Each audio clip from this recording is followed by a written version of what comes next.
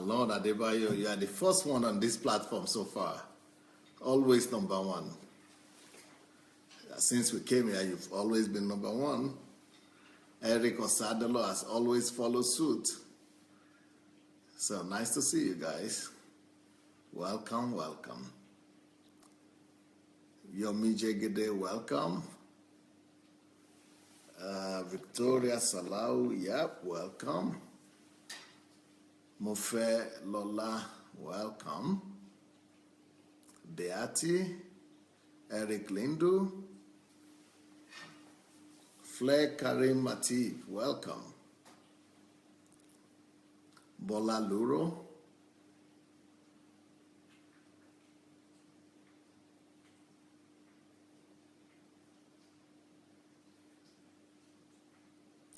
welcome everyone.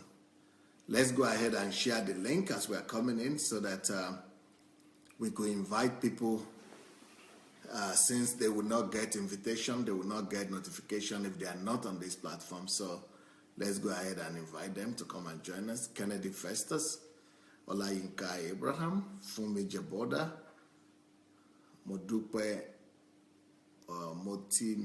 Mati Miloju, right, Mati Miloju. Welcome, Afolabi Victor.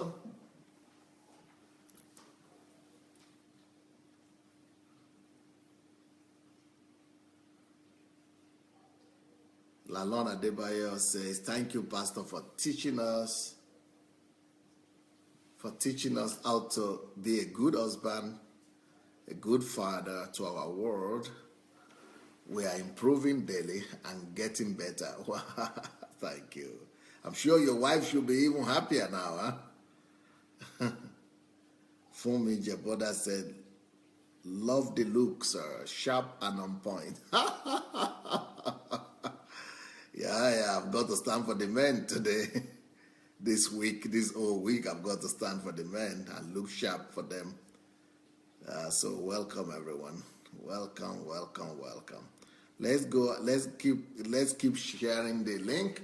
Let's go share the link with people. Let's go invite our friends. Let's invite them to join us. And yeah, especially those who will not receive the invitation. Let's let them know we're ready. We're waiting for them. And yep, so that we could start our teaching on time. Interesting topic today. Interesting topic. And I think this week has been interesting. This week has been interesting. I think this week is for the chosen. It's for the chosen ones. Since it's not on the public platform, I think somebody is lucky. Some people are handpicked by God to listen to these teachings. Both men and women, by the way. Both men and women. But so far, it's like the women are more enthusiastic. The ladies seems to be enthusiastic. The ladies seems to be enthusiastic. Well, here we go. Here we go. Here we go. The topic of today is, and to the men, of course, I'm talking to the men, and I hope the men are listening to me.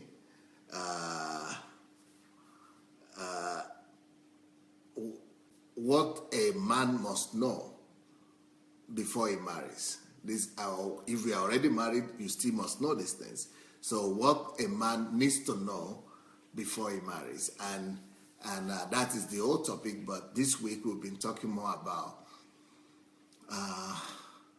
what a lady wants to see in a future husband or in a husband, and what is a lady dreaming of. So today's message is, she is marrying for stability, reliability, and predictability. So when you see your girl and you like what you see, and you have your own agenda that I'm going to get her, before you become so focused on getting her, before you become so egocentric about her, and before you become so driven by her, please pay attention to this. First of all, answer yourself a few questions. You see, it's easy to look at a girl and like what you see. That is easy. That's the easy part. Your eyes, you just need to open your eyes and you will like what you see. That's why you don't need to struggle. You only need to look. So it is easy to look at a girl and like what you see. But just liking what you see is not enough. Just liking what you see is not enough. Before you go ahead to kickstart the game, before you go ahead to talk to her, before you go ahead to try to woo her to your side or approach her, make sure you answer for yourself the following questions. And the question is, you must know what the lady is thinking. Because if any man approaches a woman, the woman is thinking, he's approaching me because he wants to give me this, this, this. He wants to give me this, this, this. He wants to give me this, this, this. He wants to give me. But the men are not thinking like that. The men are thinking, I like her, I want to have her. And I know that is offensive for the ladies who are here, and you know that is how men think. But I think you know that already. That it's unfortunate, but that's just how men think. Men are thinking in terms of having her. Whereas she's thinking, when you go to her and say, I love you, she's thinking that, oh, he loves me. So it means he wants to give me stability. He wants to give me reliability. He wants to give me predictability. He wants to give me love. He wants to give me covering. He wants to give me fatherhood. He wants to give me all that. That's what she's thinking.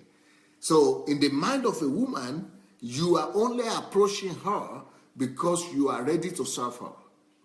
In the mind of the woman, the reason why you are saying you love her is because you want to minister to her. You want to be able to do good to her. You want to show your kindness to her. You want to show her how much she's special. You want to help her become special. That is why she is thinking that you are approaching her. And that's why she thinks that you want to marry her. She is thinking you want to marry her to provide for her stability because you love her. You want to marry her to provide for her reliability because you love her. She's thinking you want to marry her because you are ready to provide for her predictability.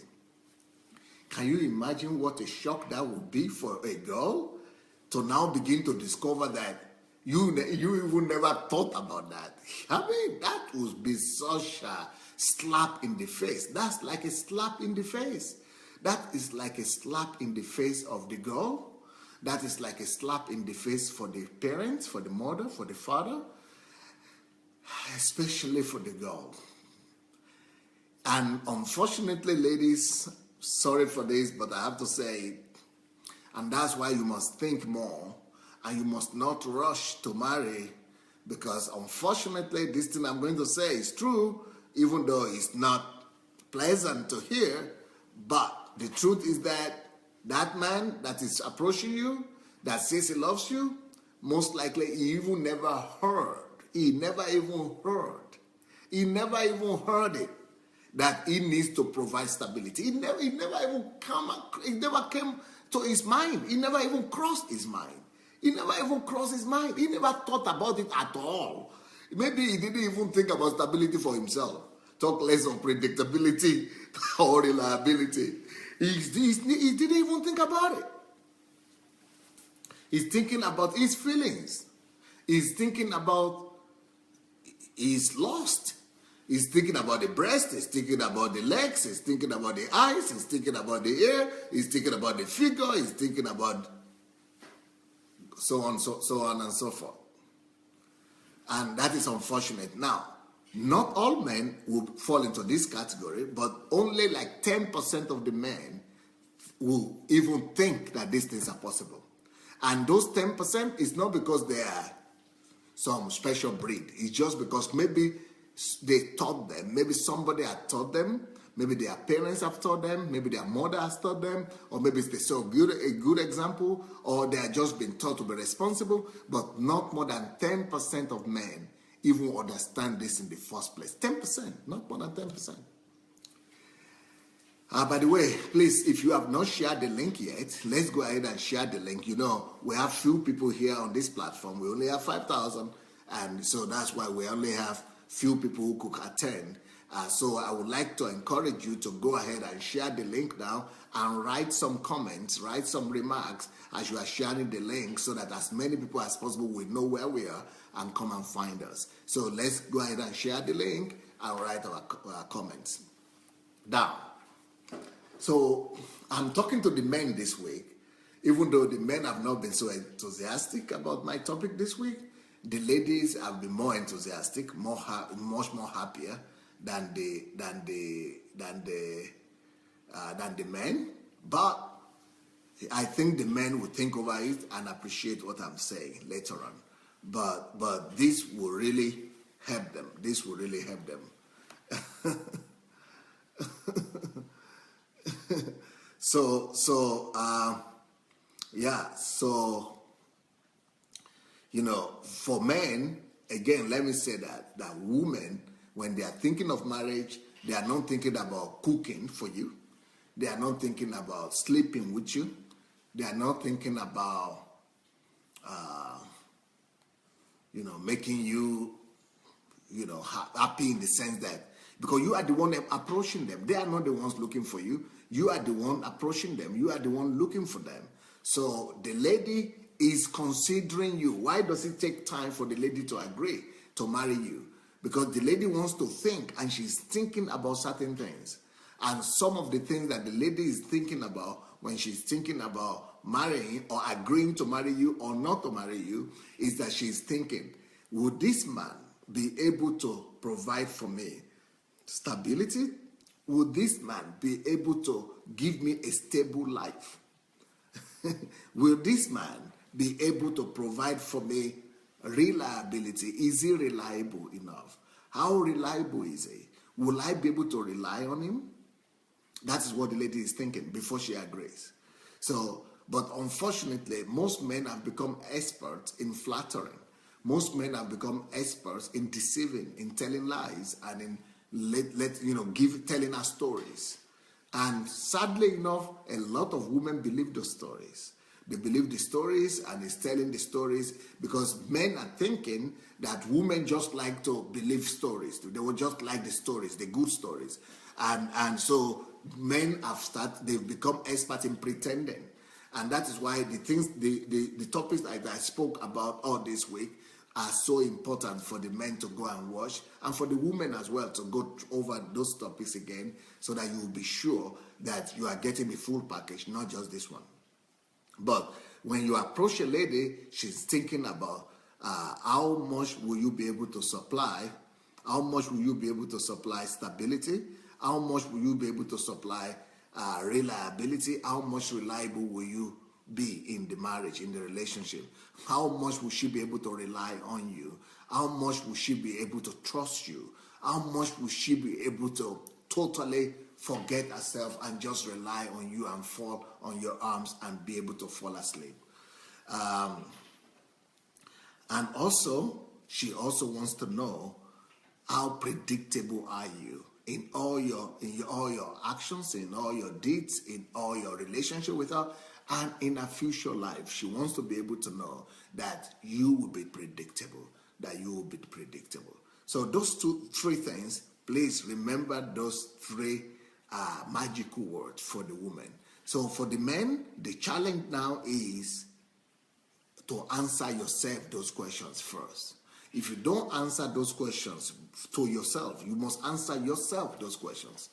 Answer yourself those questions. How stable are you? How much stability can you provide? And like I said, you need to also be able to provide stability, not just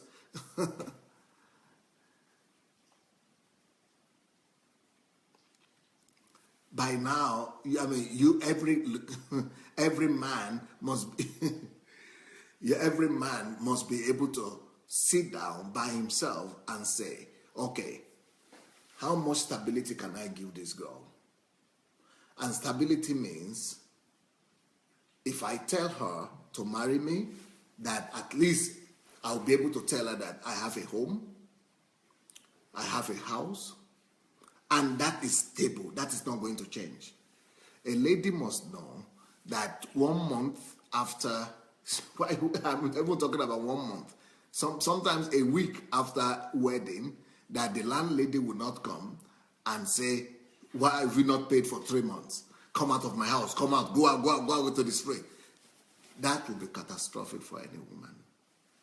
So for you to be a man, please don't even go to her to say you love her if you don't already have a plan or a stable plan of how you are going to bring stability to your lives. Don't even go to her. Don't even talk to her.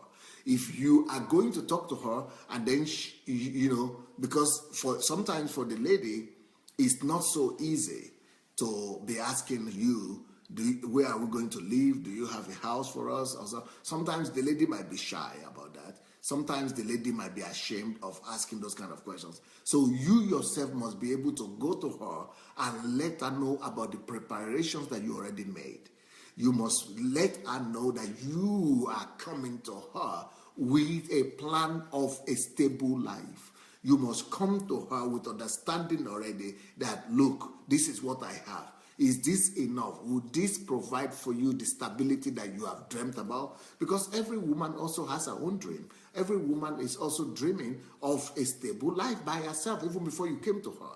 So you must tell her, this is what I have. Is this okay? Would this be good for our family? Would this be all right?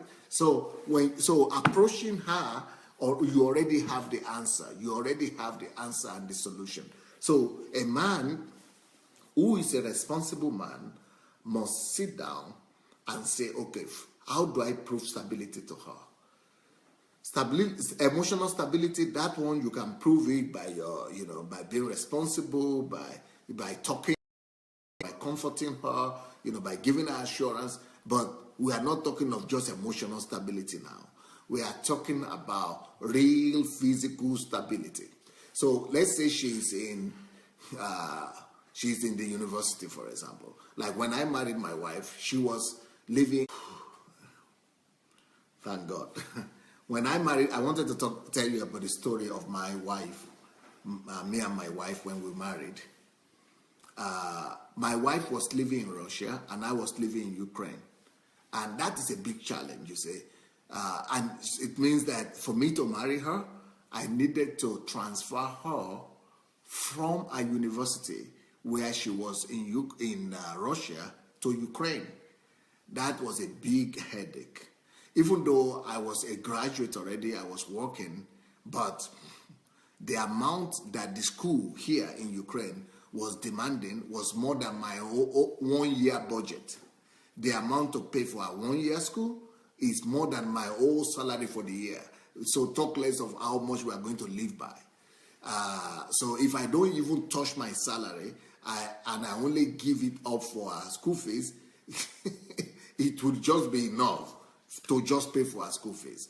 So it's a question. So to go and meet a girl like that and tell her, okay, because she came from Nigeria on scholarship, she had the government scholarship, and now I'm telling her, marry me, which means she has to leave her school and forfeit her scholarship. And then or either she has to leave her school and forfeit her scholarship and move over to Ukraine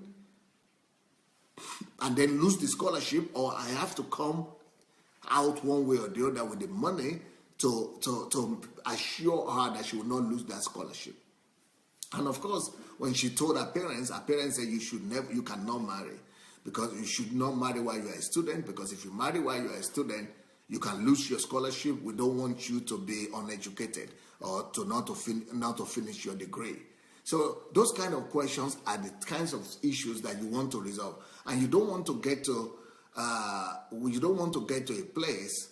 Somebody is asking, Gregory Femi is saying, where were you working before? I was working at a television station. I'm a trained journalist. I got my master's degree in journalism, and I got a good degree, first class with honors.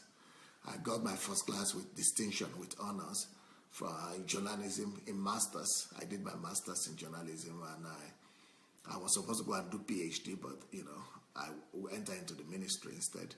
But I was working at a television station. So anyway, it doesn't matter.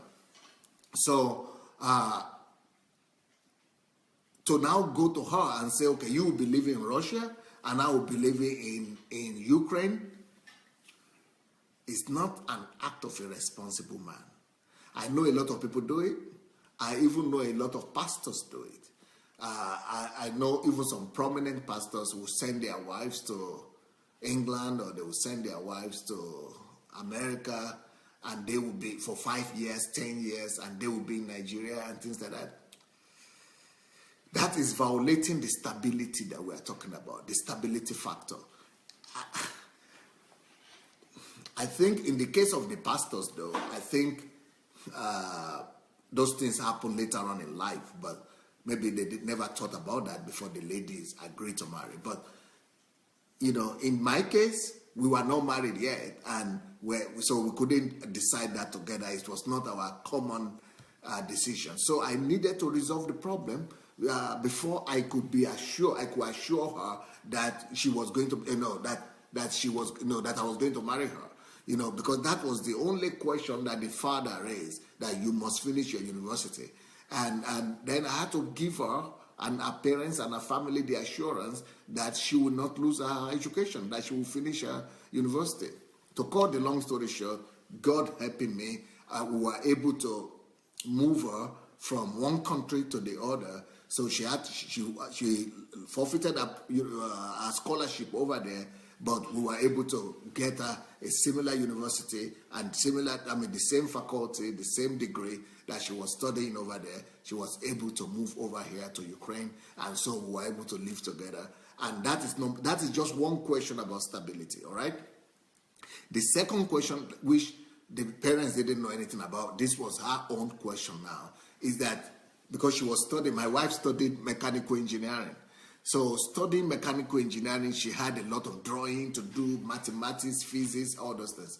So she was telling me, we cannot be pregnant. Or there is no question. I don't want to be pregnant when I'm in the university. And she was only in her second year, and she was having a scholarship or for masters, so for 5 years So she still needed. She was starting her second year, so she still needed like 4 more years to go in the university to do a master's degree, and first degree and second degree. So, and so she said, I'm not going to be carrying baby while I'm in school. That is also a question of stability. That is a question of stability as well. So I needed to give her that stability and that assurance that she would not be pregnant, and she would not be pregnant while she's a student. Because, it's a horrible thing maybe it's not a horrible for some people, but for me, it would have been a horrible thing for my wife to be a student in the university, or, second year or third year, and then carrying stomach and, pregnant, and, and she still had to go to classes. Some people do that as if, things that people do is just totally horrible. And thank God, I was also able to carry that out, to fulfill that promise. So, and of course, I was living in a 1-bedroom apartment before then when I met her. But immediately I met her, I knew I was supposed to move to a 2-bedroom apartment. So I moved to because we're just going to be 2 of us. So we moved to a 2-bedroom apartment. After we married and all that. So, but before you approach a girl, make sure that you resolve all these issues. Make sure that you have resolved all these problems before you even approach her. So by the time you now approach her, you are just opening your card and letting her know that you have all these plans in place. Now, somebody will say, okay, but I cannot plan it because I don't know how much she will be making. Maybe she's having a good job, or she might have a good job, and then we are going to manage her own salary and my own salary, and then we'll plan together, and we'll start out together small, or whatever anybody said, humble beginning, and so she'll be making half of the money, I'll be making half of the money. That is not what a responsible man will say. That is not the kind of thing that a responsible man should say. You know what I told my wife? If you want to work, you don't need to work. You don't ever need to work, because before I came to approach you to be my wife, I'd already thought this through. I thought this through, that if she will never work, will I be able to take care of another person beside myself? Will I be able to take care of her? Will I be able to care for her? And I've already answered that question to myself. For myself, that yes, I will be able to take care of a family of two. So that is why I was able to marry. If you are not able to marry, if you know that your salary, your income is not enough to take care of another person, please don't go ahead and do it. Make sure that at least you have your income, hoping that our own salary will be enough, or your own salary, that, okay, my own salary is not enough. Okay, we are going to share it 50-50. She is going to pay for the apartment. I'm going to pay for the car and all those things. It doesn't show a sign of responsible man. If you want to approach her, before you approach her, make sure that you have answered that question to yourself first, that I am able to take care of another person beside myself. I'm able to care for another person. In my own case, what I told my wife is that if she will make any other money and she will work, or she will just make money, she is free to keep her own money. Because some people were asking me the other day, what about if she's making money? Shouldn't she bring that money to the general family? She can, but I think it's more responsible and it's more respectable for you as a man to let her keep her money. And if she wants to add some from her money to the general family purse, let her do that. But I wouldn't think that it's a responsible thing and it's a beautiful thing to be looking up to your wife and how much she's going to make, whereas she is not the one who approached you for marriage. You are the one who approached her for marriage. If you are the one who approached her for marriage, at least give her that benefit of a doubt. At least give her that reliability. Let her have that peace. Let her have that peace, that at least she would not need to be worrying about that. Now, things could happen later in life. We don't know what might happen in life. Anything could happen in life, but at least she will know, she will have something to fall back on. She will have something to fall back on. She will be able to say, I know he tried his best, or I know his heart, that he is a person that, would have taken care if nothing has gone wrong. He would have done his best. He's a person that would like to do his best. And he did his best when he could. There must be a credit history, in your favor. There must be a track record that you have shown responsibility, that you have provided her with some assurance, with some stability. So before you approach a lady that you are going to marry her, please do your own work first. Make sure that you can provide her that stability. A lady needs stability in her home. She doesn't want to get married now. Then later on, discover that the landlady is chasing you people away from their house, and is going, it's not a beautiful sight for. Actually, psychologically, women need stability. And one of the greatest concerns for women is that they don't like lack of predictability. They don't like when things are just chaotic, when things are not certain. She needs that security. She needs that stability. She needs to be able to know what to expect. And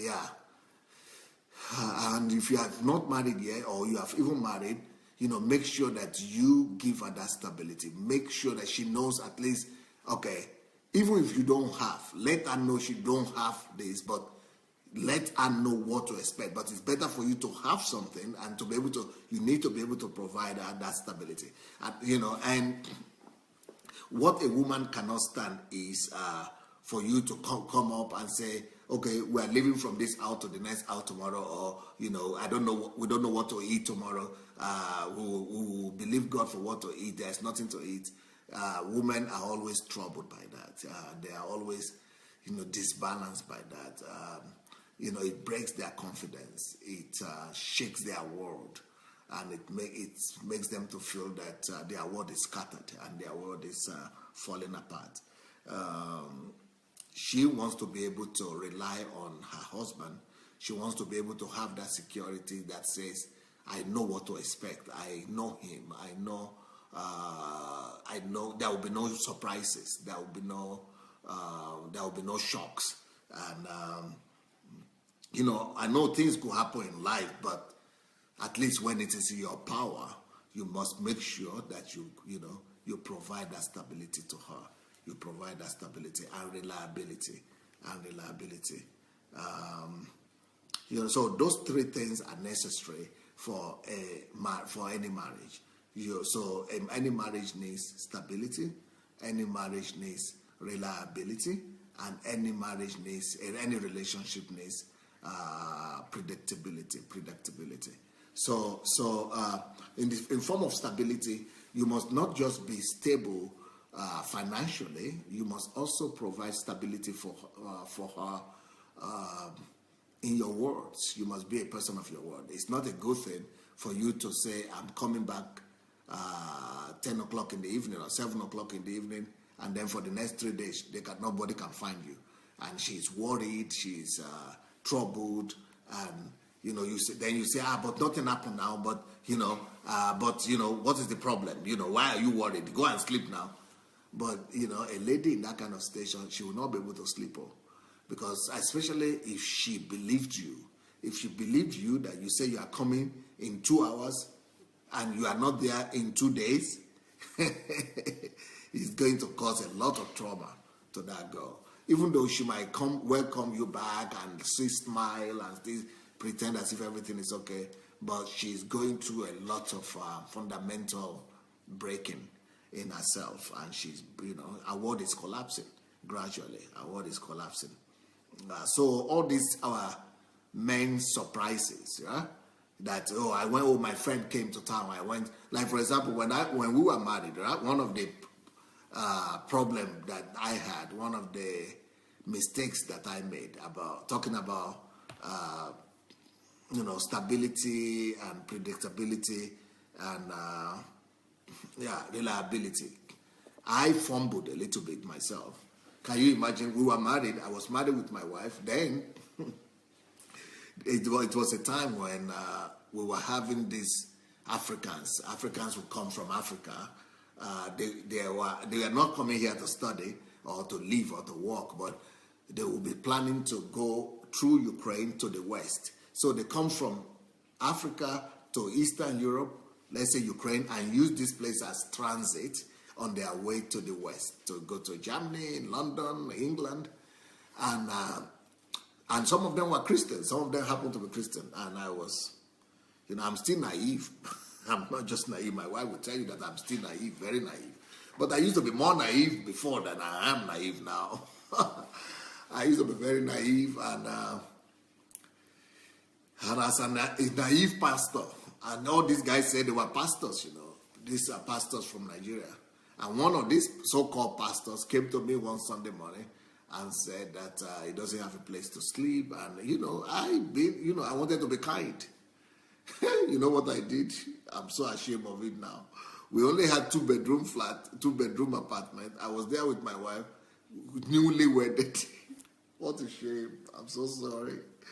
Oh, I'm so sorry. I think I will forever be repenting of asking for forgiveness from my wife about this one. Anyway,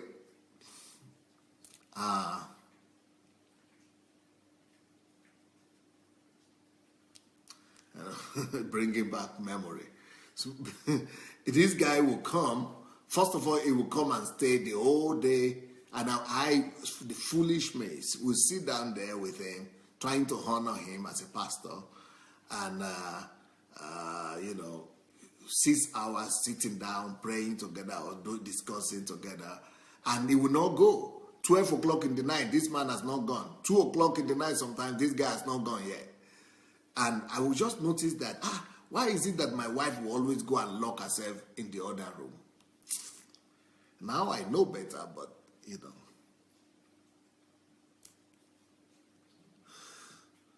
such a shame.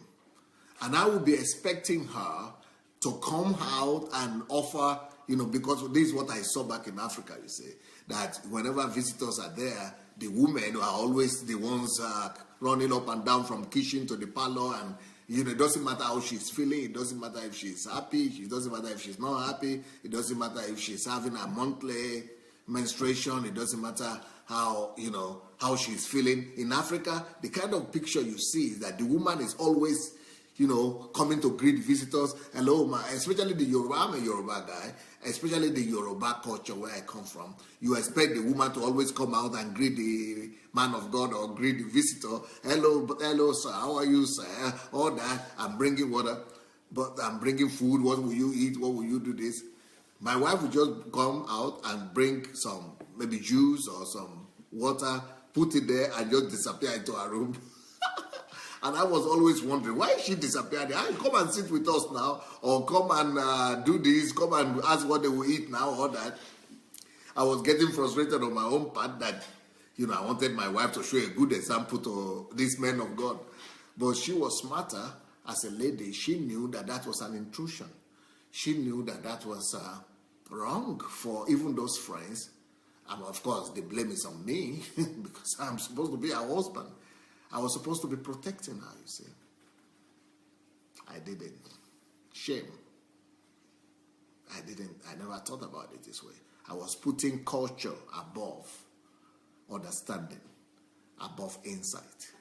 So instead of me to have realized that, although I'm now using this to teach others, but still, it's still a very bad thing, okay? It's still a very bad thing, very painful. We are less than 6 months, I think. Less than a year, at least, for sure. Less than a year in marriage. Maybe just a few months. Whew. And I didn't know that she was sitting down there. She was going to the room there in depression, I think now I know that any woman will be so painful. It will be so, and she was kind of quiet and she's trying to behave. She's very smart, very, very smart, very wise. She will not do scandal. She will not do hysterics for me. She will not, make noise. She will just wait till everybody goes, and she will not even tell me anything afterwards. So it was later on that an older lady from our church, who I respected and my wife respected. I guess that my wife could have told her something. So she's the one. This lady almost came to kick out all my friends after 6 months. Can you believe it? So, but it was in the beginning that these friends, two pastor friends were coming, and they will be going to 12 o'clock midnight or 12 o'clock, 12 to midnight. But later on, one of them actually moved to our house. We had only 2 rooms. So I and my wife, we moved into one room and put him in another room. I put him in another room, not my wife. It's not so easy for me to tell this story, right? Because I'm so much ashamed. Well, but the point I'm just trying to say is that, so thank God for Pastor Natasha. Pastor Natasha came and talked some sense into me that I was making my wife unhappy. And foolish me, I was thinking, but why now? The Bible says maybe you should what was that scripture in Hebrews I was quoting for her? You should be entertaining to visitors or to foreigners, to guests, because maybe you will that way entertain an angel. So just some out of place quotation of scriptures. So can you imagine? Foolish me, I was still quoting scriptures. But thank God, God gave that woman some wisdom to convince me that you are just a newly wedded family and couple. You don't do that. Don't do that. And as a result, she even helped me to get that man out of my house. And but that doesn't paint a good picture. A woman needs stability. And she needs not just stability, she needs that predictability. When I went to tell her to be my wife, I never told her that I will be bringing visitors to come and be living with us, so that instead of her to be married just to her husband and to just manage her own house, that she will be having some relatives or some friends or some people to be staying with her. I never promised her that. We never negotiated about that. And here I was with my surprise. Women don't like those kind of surprises. Women don't like those kind of surprises. Women don't like those kind of surprises.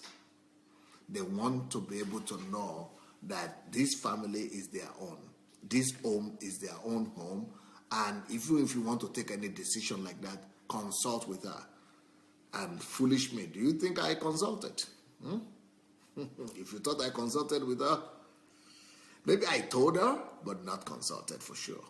If I had consulted, she would have said no, definitely. But I didn't consult. I thought I was the head of the family. So you can now see where my lessons are coming from, because I've made some bad mistakes. I've made some bad mistakes. So a woman needs that stability. She doesn't like all those surprises that men give to, when they just do some unpredictable things. I mean, just, wake up in the morning and just disappear. Those things, they will break the heart of any woman. They will break the heart of any woman. A woman wants to know an answer to this question: what should I expect? She wants to know for sure. They want you to answer her. Or she wants you to answer her clearly. What should I expect? What should I expect in this relationship? Or what should I expect in the areas of our finances? Or what should I expect as a woman? What should I expect in the case of our children? What should I expect in the case of my family, of moving forward, of my ministry? What should I expect? Are there some surprises? Are there some shocks? Let her know everything. Sit down with her.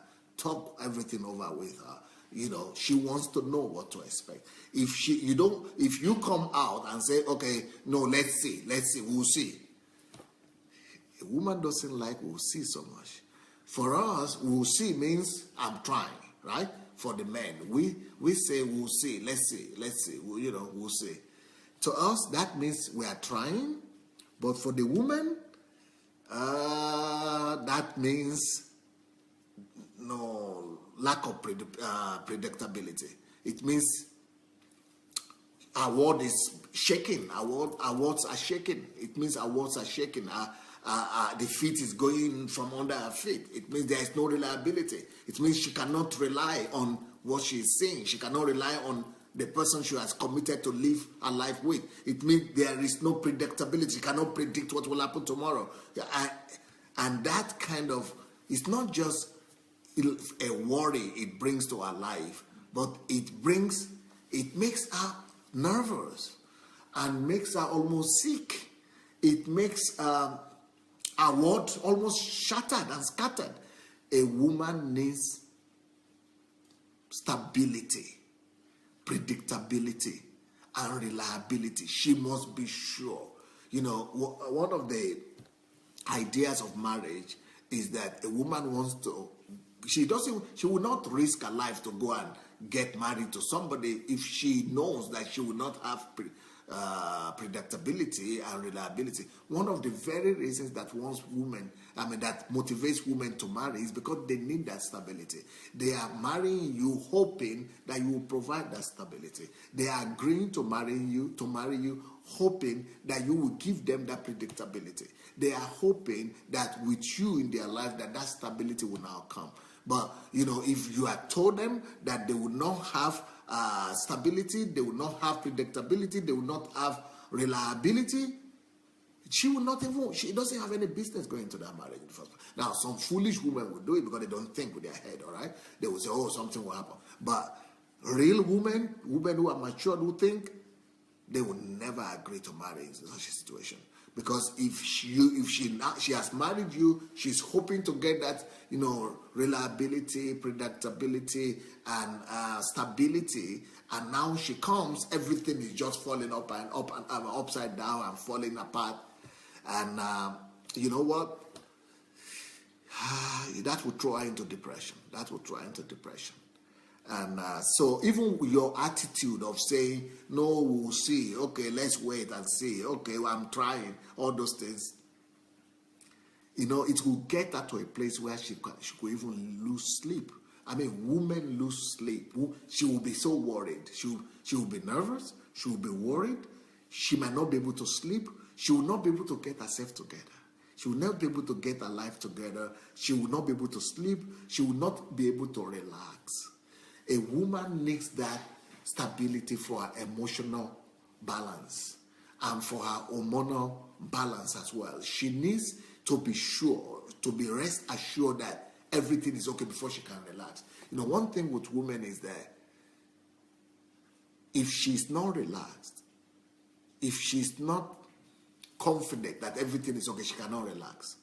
If she's not sure that everything is fine, it's difficult for her to relax. So can you imagine that it's not just a little thing for 5 minutes that is not sure, but if she's concerned that her future is not certain, that our whole life is not assured. It's like saying, throwing somebody who has never swum, throwing her into the river and say, okay, go and swim. I mean, you want to kill her. So emotionally, a woman is destroyed. She is killed when she doesn't have certainty, when she doesn't have assurance, when she doesn't have that confidence that this man is after my good, this man is doing everything to provide for me a better future, this man is there for me and he will make sure that there are no surprises.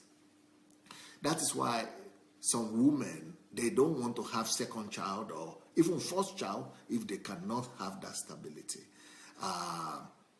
And what men do to make the woman pregnant every month or every year or every 6 months, without having house to live in, without having a car, without having without making adequate provisions.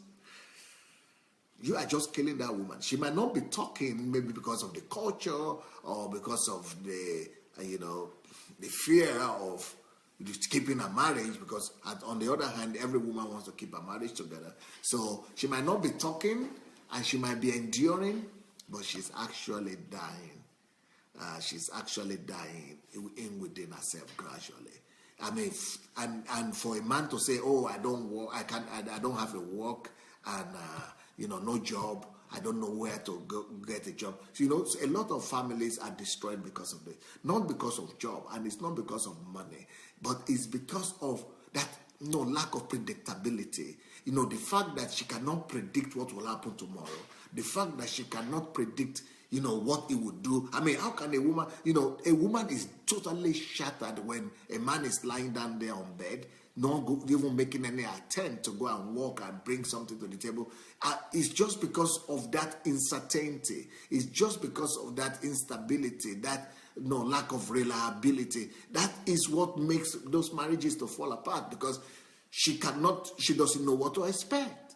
So the fact that you cannot answer her concrete questions, those things could destroy a woman. Those things could destroy a woman.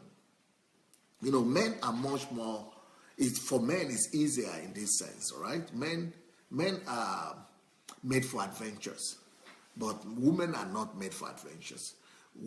That's why women feel better keeping the house, taking care of the children, but not going for hunting, not going to hunt for animals, or not going for war, not going to the battlefield, because they are not made for that. They are made for more of a secure life. That's why men go to war in the first place.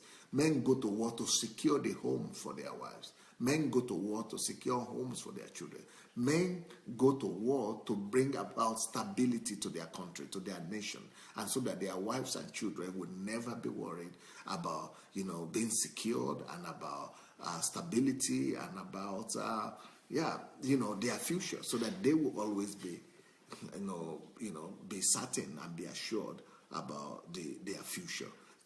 That's why men go to war. So it is all about, the different roles of people. Men go to hunt, men go to war, men go to fight, men go to struggle, men go on adventure, so that they will assure stability to the man, to the woman, so that they will assure that the woman is safe. She's not worrying. She's not concerned. She's not troubled. The stability is needed in the house, and stability. The woman needs stability. The woman needs, any woman needs stability. It doesn't matter how well she's doing. Some people will say, "Oh, but she can go to work by herself, or she can do this by herself, or she's no, we can tell her a lot of stories. Why? Okay, let her do it. Let her take responsibility." But she still wants to know your own position, because marriage to her means to follow the husband. So she had decided to give her life up to you, to follow you. So if you must be a hero to her. You know, the good thing is to be a hero to your wife. And for you to be a hero to her, you've got to keep your word to her. You've got to try your best. At least you must see that you are trying your best. So it doesn't matter how strong a woman is. It doesn't matter how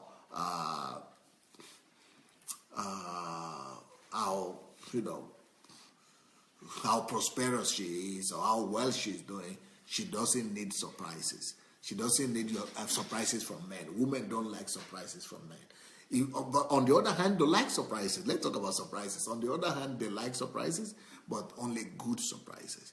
I think it's because of the need of the woman for stability, reliability, and predictability that now makes it very pleasant to them when you surprise them, pleasantly. So those flowers that we give women, or those cards that we write for them, or those just some romantic things we do, they are needed, especially when they are coming as a pleasant surprise. So when you come back behind her and give her a hug, or when you touch her and when you call her, so those little surprises, they bring some light into our life. They bring some light into our life. So that's why women like romance. They like to be romantic. What is romantic? Is doing some little surprises. So because they like stability, they know that everything is going to be like this, very good on one hand. But on the other hand, they like surprises, but that are pleasant. So because they are so used to living a stable life, a stable expectation. So when you do something out of the blue, when you do something unexpected for them, it really touches them to tears, and it makes them to open up themselves to you, and they know that you are thinking about them. They know that you want to do them pleasant. You want to give them some pleasantry. You want to give them some pleasure. You want to give them joy. So that makes them happy. And so there is another side to surprises, right? So they don't need bad surprises, but they need good surprises. Now somebody is saying Nigerian women don't need flowers, but it might not be flowers. Maybe just touch. Maybe just call. Maybe just stroking your hand on her head sometimes. Maybe just holding her hand sometimes. Little things sometimes, just for you to just show us some pleasant. Your presence in a pleasant way, in a surprising way, in a way that will make her feel special, that you are thinking about her, that she's not forgotten, and that she matters to you. So a woman needs that. Another area where a woman needs security is emotionally. A woman needs emotional security, and she doesn't want a woman doesn't want a man that will sit her down and be reading and be telling her what she's doing wrong. A woman does not need a man that will be sitting at her every Monday or every Tuesday or every Friday and be telling her everything she's look, any woman that marries, she agreed to marry you not because she needs to go and get adult education. So marriage is not a place for adult education, because I know that a lot of men, we are hoping that we will change her. I will change her. Okay, let her do anything she wants now. I will change her. That is going to be one of the greatest shocks and surprises a woman could be given. That would be like a dirty slap on the face of a woman when you are running after her, when you are trying to woo her to marry you. You were telling her all the good things. You were telling her how special she will be.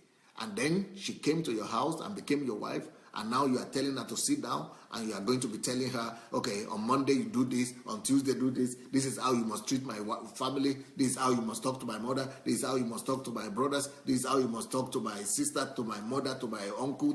This is how you must behave with my children. This is how you must behave. By the way, you must realize that your wife is not your slave. Your wife is your partner. Treat her like a partner. I know that in African culture, that is a strange concept, that a wife is an equal partner. But that is the biblical concept. A wife is an equal partner in the New Testament. So treat her like a partner. Don't be treating her like a little child. You know, your wife is not your child. She's not your baby. Even though you are supposed to be a father to her, but that doesn't mean you should look down on her. Or as on right level, you are the same. You are partners. And so nobody has the right to sit a woman down and be reading her lectures and be telling her, be rebuking her or be scolding her or be, telling her how to behave. That kills something in a woman. That kills something in a woman. That is just like abuse as well. It's as good as an abuse morally. Especially when you are saying, I'm the head of the family. I told you, sit down there. I will tell you now. Sit down there. I will come and see you now. I'm coming to talk. That way you are bringing fear to your family. Because she will be living in fear. And some families and some men believe that we must make the woman fear. You must make her fear you immediately. I even heard that some mothers advise their sons to make sure that they get the respect of the lady immediately. Make her fear you. Tell her what you think. Put her down. Talk to her. Discipline her. Discipline your wife? Yeah, I heard that some people even discipline their wife. As if just the way they discipline their children, they discipline the wife. So never, please never do that. Please never do that. Please don't let it ever even cross your mind. You are not dealing with a kid. You are not dealing with you are dealing with a human being, with an adult that had her own life before you came to her life, that had her freedom, that lived her own life, that was satisfied with her life, or at least she was living before you came into her life. She was a normal person. So to now be saying you are going to discipline her, who are you to discipline her? I mean, they just, okay, well, let's turn that around. Let her now say she can discipline you. So, we are not into that game. We shouldn't play that game with any woman. I mean, don't do that. That is an embarrassment. That would be a shame. That would be a disgrace to say you are going to discipline your wife and you are going to be telling her lectures. It's not. She didn't go to primary school. Or she didn't marry a headmaster or a principal, a school director. That was not your agreement. You asked her to become your wife. You didn't ask her to become a student in your school. You didn't ask her to become a student in your school. So don't destroy her value. Let me tell you something about women. Every woman, no matter how beautiful she is, no matter how wonderful she is, every woman already have an issue with self-esteem. Every woman always struggle with some self-esteem or the other, one way or the other. So any negative thing you tell a woman, that is killing that self-esteem even the more. And let me tell you what, we men, we don't feel psychological pain and emotional pain or trauma as much as the women feel it. You see, let me tell you something. The women, they feel emotional pain 14 times more intensely than man feels. Like, for example, if a man comes to me and say, you are not handsome or you don't look nice, I don't look nice. Is that your problem? Come on for road, Joe. You just leave me. Come out of here. What's your own? Is that your problem? I look nice. I don't look nice. Not your problem. Come out. So just get out of my way. But if you tell a lady that you don't look nice or you look terrible or you are not beautiful, oh wow. Whatever pain a man feels, that woman is feeling it 14 times more. In fact, some women will tell you that it's even better for you to beat them physically than to be scolding them or rebuking them or, reading lectures to them or to try to scorn them, chastise them with words. Because the way they are whatever, the hormones glands, the glands that are responsible for the hormones, the way they work is that they intensify their feelings. So that's why women are more emotional. More emotional. So never you rebuke. I mean, the way I learned this is this. Can you imagine? I thought I was talking normally, to my wife, but she was hearing me screaming. And I if you ask me, I would say I never scream at my wife. But I thought I was just talking to her. Each time I talk to her, but I talk firm or strong, she is feeling it as screaming. And screaming, and I mean the way she will respond and react, it just shocks me. Because everything I've said is being magnified like 14 times inside her, in her own feelings, in her own emotions. So it's just breaking down her wall. So that is destroying the stability. That is destroying the predictability. That is destroying the reliability. She will not be able to rely on you. If you are the type that is bringing emotional pain to her, if you are bringing disruption in her feelings, in her emotions, she will never really feel secured. So emotional security, emotional reliability is needed for the woman. That guard our emotions, protect our emotions. One of the ways to protect the emotion of a woman is never to shout at her. Never even raise your voice, because sometimes you are not shouting. We men, we might be strong. We might want to make a point strongly, but we are not shouting in our own understanding, but, just trying to say something to her that is already shouting. So protect the emotions of your wife. Protect the emotion of the lady. Make sure you even bring that voice down specially and just talk to her coolly. Another way you are destroying a life and a stability is by trying to, what was the word I used? By trying to correct her, or to chasten her, or to rebuke her, or to correct her as if she's a kid, as if she's a child. When you do that, you shatter her world. That she will not have stability. And when a woman doesn't have emotional stability, when she cannot feel peace among herself. She cannot feel harmony. And it's just like her world is scattered. It doesn't matter how much cars you give her after that. It doesn't matter how much house you put her in or how beautiful the house is. If emotionally you have destabilized her, if emotionally you have not secured her, you have not given her security, you have not given her emotional protection, you must make sure you got, just like the Bible says, protect your heart, because that's where your life comes from, right? The issue of life is coming from. That's the way emotions of women must be protected. So let's make sure that we are specially guarding and guiding the emotions of our ladies and of our women. Never shout. Never, not just shout, never lift your voice, because she feels everything 14 times harder, harsher than we actually intended it, or than we say it. If you say, even if you are intending to tell her good things, like she's dressed something you don't like, and you say, oh, you don't look too nice on this thing, make sure that you find a way to say it in a way that is not critical. In fact, it is destructive to try to criticize and put a woman down.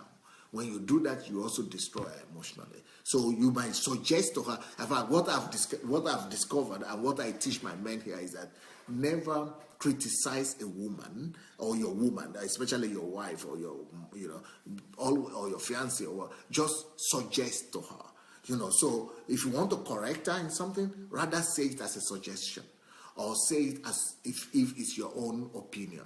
That or say it just as if you are just saying it.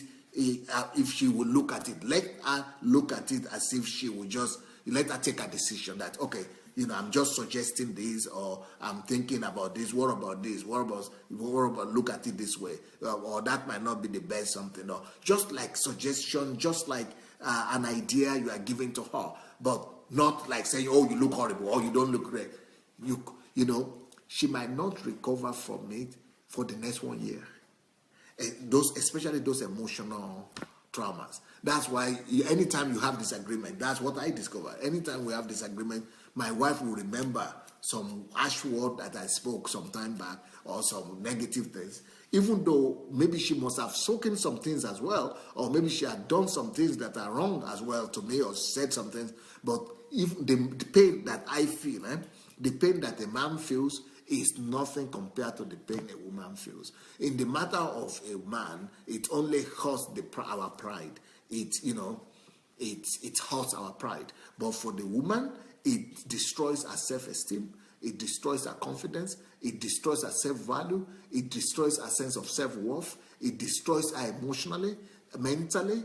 It just ruins our world. So it's like 14 times more detrimental, more disastrous than what we feel as a man, as men.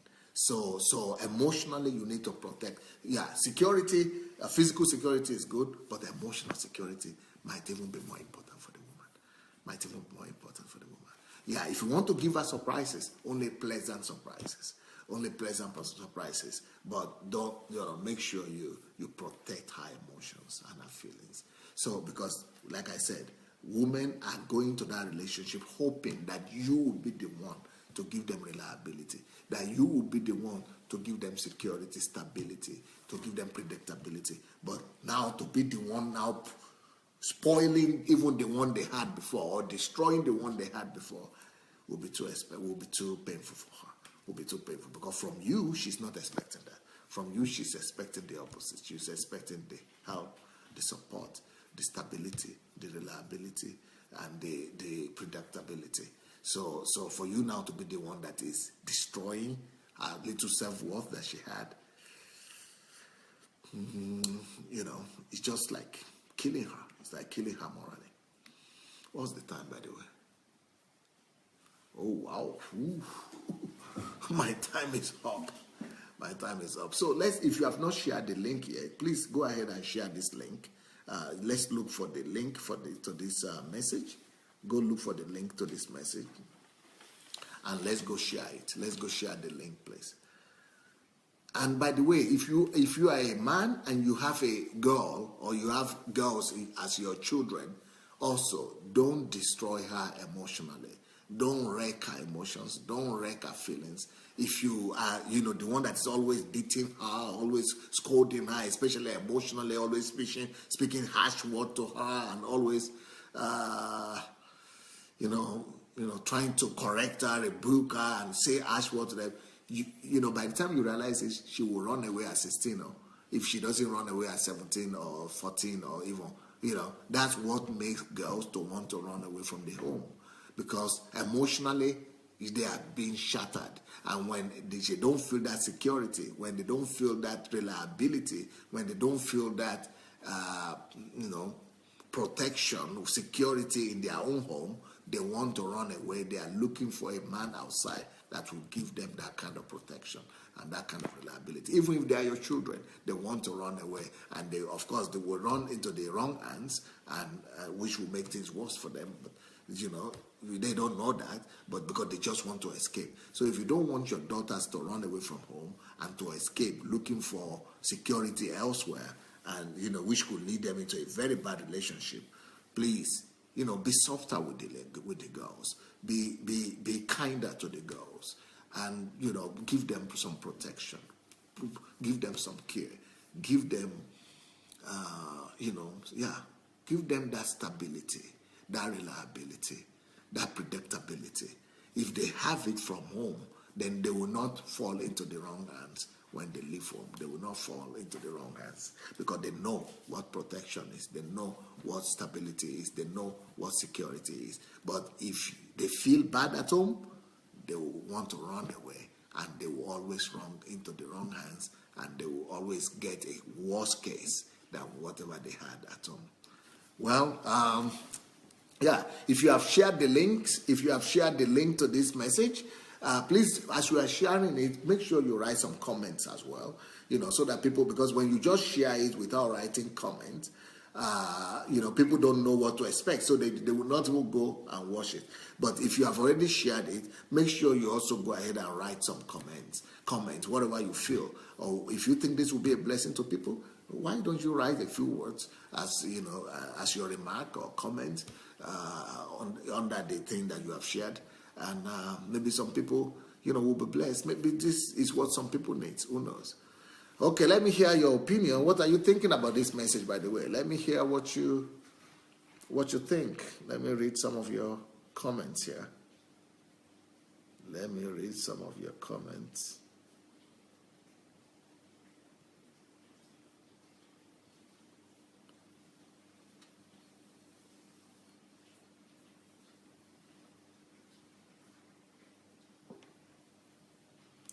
Jefferson Uzoma says, I learned that a long time ago to never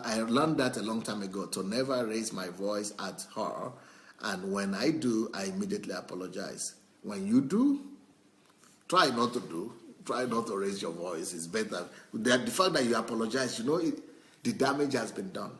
If you raise your voice at your girlfriend or your wife, and then you come and apologize later on, even though she will say she's forgiving you and she's receiving your apology, but the hurt and the damage has been recorded on our subconscious. It has been recorded in our emotions. It has been recorded in her, and she's carrying that scar with her. So why don't we just try to restrain ourselves from shouting and from rebuking, from raising our voice at our wives. You see, Jennifer Ashebe said, it is heartbreaking when we do that. It's a lady, she said it's heartbreaking.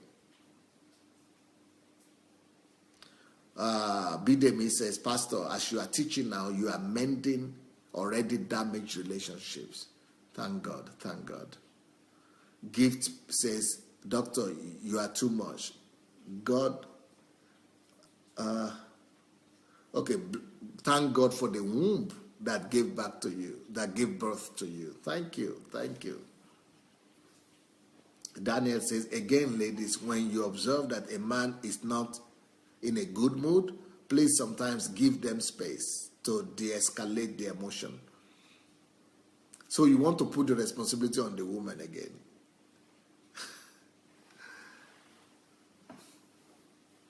I think that the man should start with herself. If you say you are in a good mood and she's coming to trouble you, why don't you walk out of the room or walk out of the house and go and take fresh air? Why is it that she is the one to walk away? Men are it's easier for men to control their emotions, by the way, than the woman. So telling the woman to be the one to control the situation is much more harder for her, because it's already hard for her to control her emotions. It's better for the one for whom it is easier to control emotions to be the one to walk out or to keep quiet. So it's easier and it's better for the man to be the one that will walk out or keep quiet.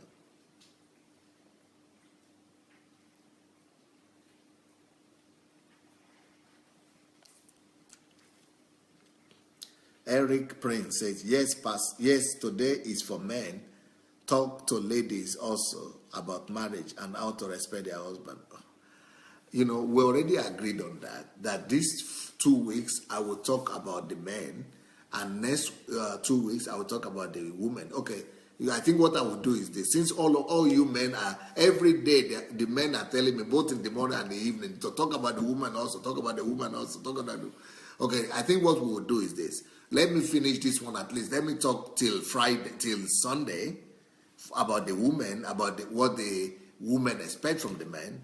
Then about the men. Let me talk about the men this week and what the men should do to the women. Then next week, instead of doing 2 weeks straight, I know that the men will not survive it, so that I don't run all the men away from my platform.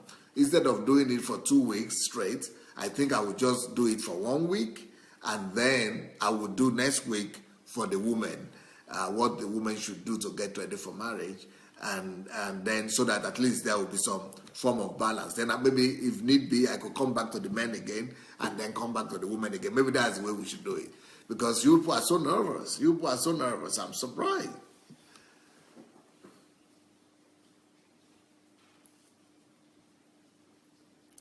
Fumilayo Agape says, and when the love is broken, it's hard to bring it back.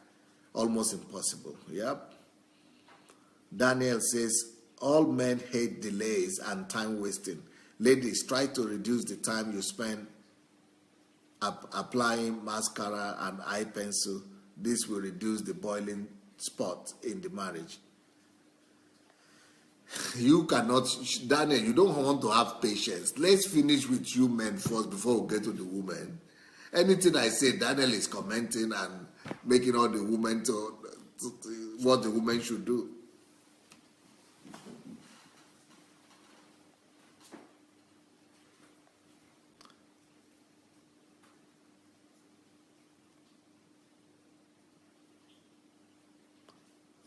Layo Charles Emmanuel says, women never forget, really.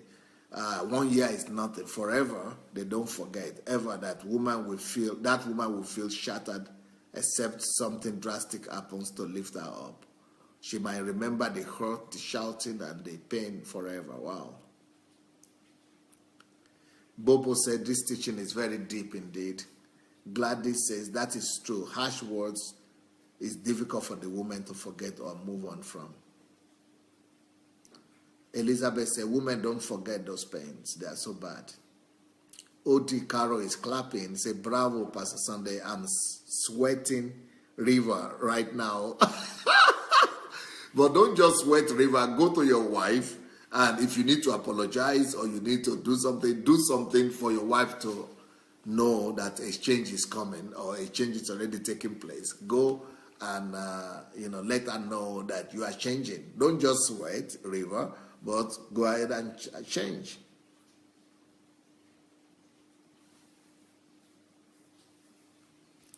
Flair Karim Matip says, so to be a married man, you need strong shoulders.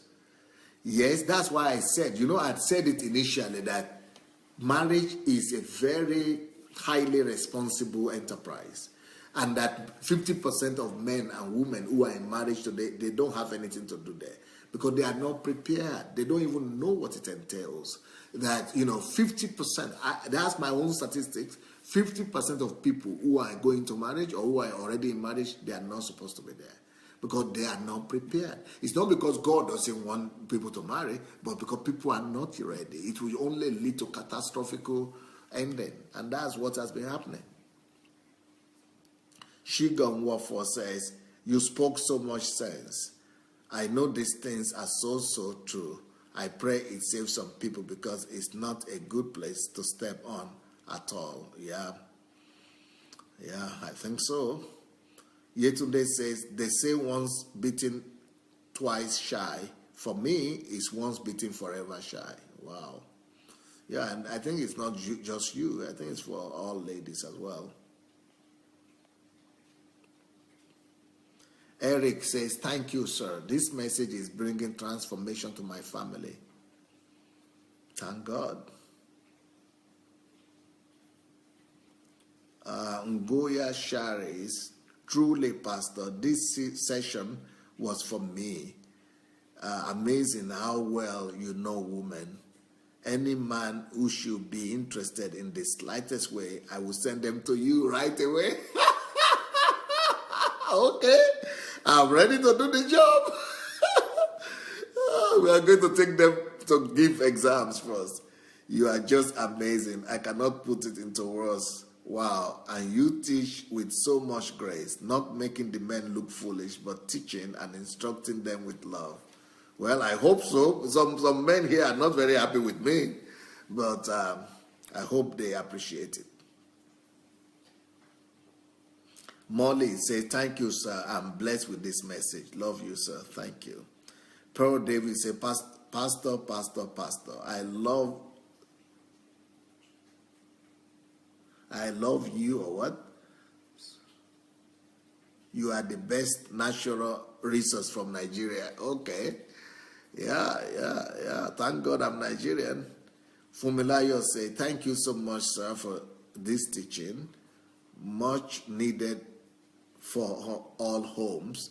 Charity begins at home. When home is stable, it will reflect with association outside. God bless you, sir. Elizabeth says, women, we must stop commenting so the men can have space to talk. Why should you stop commenting? No, you shouldn't stop commenting. No, go ahead and comment. There is enough space for both men and women. So don't give up your space for another person. No, everybody has equal right here. The buffooness buffoon. Wow, what a blessing to hear relatively classic understanding and the other better view. I have seen lots of my faults as well as strength. Value added again. Thank you, Dr. Adelaja. Yeah, Afolabi said, Doctor is teaching us on womentology tonight. It's not just tonight. I think the whole week. It's a good word you came up with, womentology. Shinwe said, Pastor Adelaja, you are a blessing to our generation. Thank you. Thank you too. Princess says, Pastor Adelaja is more intelligent than the CIA, FBI, and all those agents put together. Wow. Justine says, I love this marriage seminar. So it's a marriage seminar. Okay. Through Facebook.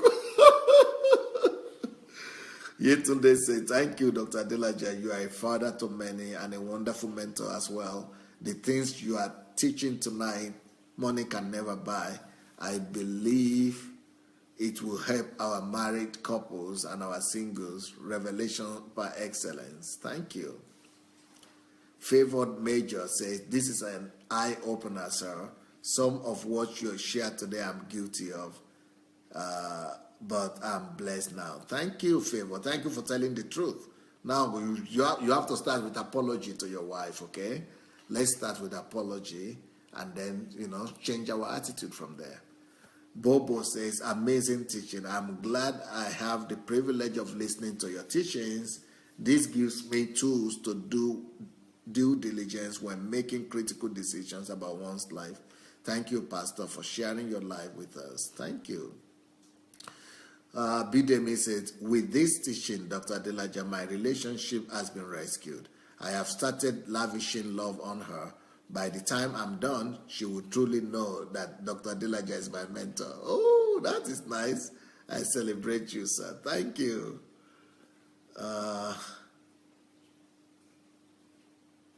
Okay, Modupe says, this is mind-blowing message. Thank you, Pastor. I hope all men are listening. Steve Osarity says, thank you, Pastor. You are really a role model and a pace setter. Anthony says, we have heard. We have listened well. Eric says, every man turning point is based on information. Sandey Adelaja is a mentor that turns your years of mistakes to a time of recovery. Thank you, sir. Obio Jimadu said, men with daughters, please give them attention and be close to them. Girls that run for sugar daddies are mostly those who never had a real father figure in their lives. Yeah. A lady is always in search of a father figure for protection, even in marriage. That is so true. And that is one of the reasons why women engage in extramarital affairs, because they need a father. Jefferson Uzova said, we are making changes immediately. Beautiful. Gladys Unshang said, thank you, sir, for your honesty. I'm just so blessed. Powerful preaching. More grace, sir. Thank you. Unkiro Ojibadu says, some women can nag too. I used to be one like that. Yeah, well, we need to change, all of us. Yetunde Awole say, praise God for your gifting. It's setting a lot of people free right now and mending almost broken homes. Please say a word of prayer for all marriages represented here in this platform. You know what? I'm not going to pray especially because I want to deliver people from the expectation that prayer will fix what they are supposed to work on. So I want people to rather go and work on their marriage rather than to pray that God should come and do what they are supposed to do.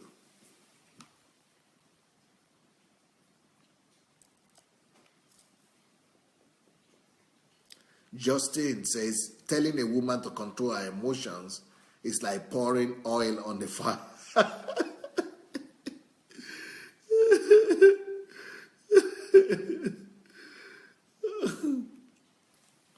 Layo Emmanuel says, wow, wow, wow, wow. I guess Pastor Sandey will be remembered as one of the greatest advocates for women in history. This is so healing and soothing to all women, especially those who have had to suffer from one form of ignorance or the other on the part of their husbands. And this is almost applicable to all men world over, if we must be frank. Yeah. Elizabeth Ali, Your Royal Highness, I know what I'm saying. Yvonne Morgan, please say a prayer for me. I am very confused as to what path to take. Father, give Yvonne your divine leading. Give her your wisdom. Give her your insight. And lead her right, Father, in Jesus' name. Daniel said, dear men, please kindly give attention to your daughters, because the way you treat your daughters will determine how she will cope in a relationship, right? Shari says, I have seen my parents leave everything you've explained not to do. Seeing my mom become desperate and so broken. Oh, wow. But now I have radars that notice the wrong hands from afar. Thank you for sharpening my antenna so I can immediately distinguish the wise from the fool. Brilliant. Beate Mueller, when should the woman be responsible for the man's emotion? No, she shouldn't be the one responsible for that. Let the man himself take over his own emotion. Nkiru said, Pastor, you have nailed it again. Men's genes are changing here on this platform. Thank God. Gift says, thank you, my mentor, pastor, teacher, doctor, for mending broken relationship.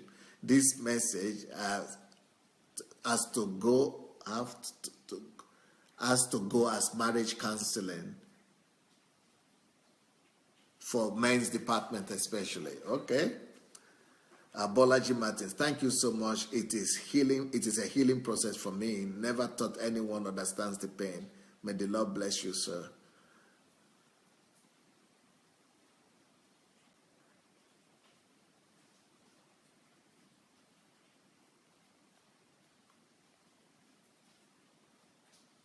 Christina Lampe says, my father always says to use gloves with women because women are like crystals and diamonds. If it breaks, it will never again be good. Right. Jefferson said, Pastor, you have changed me in many ways so far. I can only imagine how much I will change over the next 2 weeks. Well, now we have changed our mind and we have said we are going to do it just for this week, and next week we are going to do for the women, because every day men are telling me to do, to talk about women. So Princess says, all you singles on this platform are blessed to have Pastor Sandey talk about these topics. These are highly classified messages. God bless you so much, sir. Yetunde said, it shows Dr. Adelaja that you really want the best for us, your mentees. Thanks for this transforming, life-changing, soul-inspiring message. I'm so blessed by it. All singles on this platform, make sure you send your prospects to be tried and tested by Dr. Adelaja before you marry. Pearl said, Pastor, before I marry, if I'm to marry at all, he must come to you for inspection. Elizabeth says, Pastor, my husband is coming for 1 year training with you first. Thank you so much for the love. Oyeye says, thank you, sir. Daniel, men, we are not seeing your comments. This is for us. Pearl is a glory to God on the testimony so far in the comments by men. Lanola Debayo, I have learned new principles about how a man should conduct himself in a marriage and at home by ensuring there is stability, reliability, and predictability. I ensure to work on all the aforementioned points to further improve myself. Thanks for opening our eyes to our past mistakes and correction. Will follow from now on. Brilliant, brilliant. Daniel said, we shall nominate Dr. Adelija for Nobel Prize next year. They don't give Nobel Prize to preachers or for preaching. Elizabeth Ali, that's what some pastors use to cover prayers. They just want to pray about everything instead of teaching people to live right. Christina Lampese, write the book, Pastor. It will be a bestseller. Fumi Jeboda said, yes, so we are all coming to Kyiv for, our men are coming to Kyiv for a year. All right, guys, our time is up. Our time is over today. I will be back tomorrow morning. And thank you for your time. Thank you for the comments. Please go ahead and spread the word. Send it to people in their inboxes. Tag them, and let's invite people to this new platform. God bless you guys. Good night.